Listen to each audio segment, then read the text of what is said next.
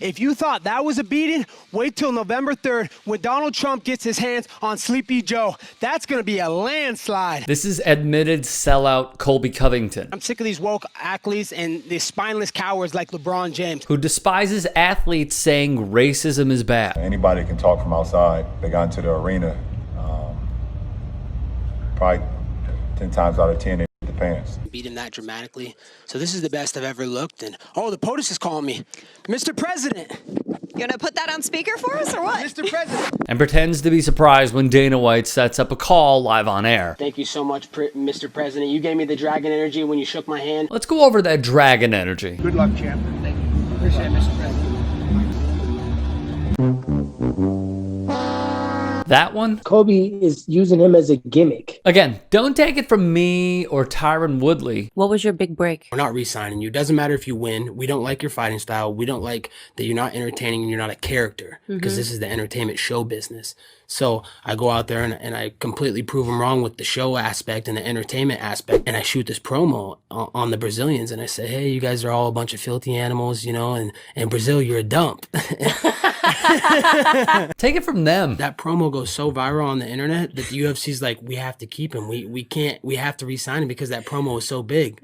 So that's what saved my career, and that was the turning point in my career. Because grifters be grifting, y'all. Before then, he's a culture vulture, beats headphones, rapping every song, thought he was a gangster because he was hanging around with Masvidal. He was completely bipolarly opposite. So who's the real Colby Covington? Colby Covington is a lost soul. He's a selfish individual. He's burned so many bridges. Like what exactly? First, George is a buddy of mine.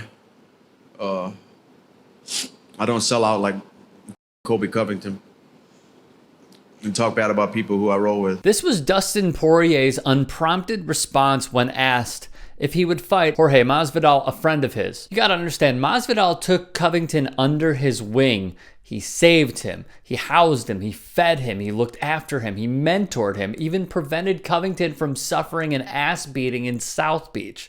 This is a guy who truly cared for Colby, a former teammate at America's top team. Covington and Masvidal lived and trained together for 8 years in Florida and shared aspirations of making it to the top of the mountain, wrote Nick Atkin. Teammates in the fight game are in it together, through and through. Masvidal and Poirier are not the only ones who express discontent of Covington's grifting. I never wish any fighter to get, hurt, but I wish that Usman will beat his ass.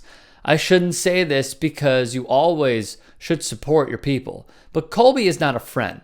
He's just acting weird. He's an ugly guy. You never talk bad about your teammates. Doesn't matter if you like them or not, said Joanna. Colby should be more respectful to his teammates and women, you know. John Jones, yes, John Jones, was a former roommate of Colby Covington's at Iowa Central Community College. He told MMAJunkie.com, Colby's a habitual liar at the end of the day. He really is. He told the fans that we lived together for 2 years. We lived together for 1 semester. I made a lot of mistakes, and a lot of people don't consider me a good person, but coming from me, Colby's a really bad person. He really is. He really is. After more dust-ups continued, Jones said there's no coincidence that Tyron Woodley got to know him and hates him.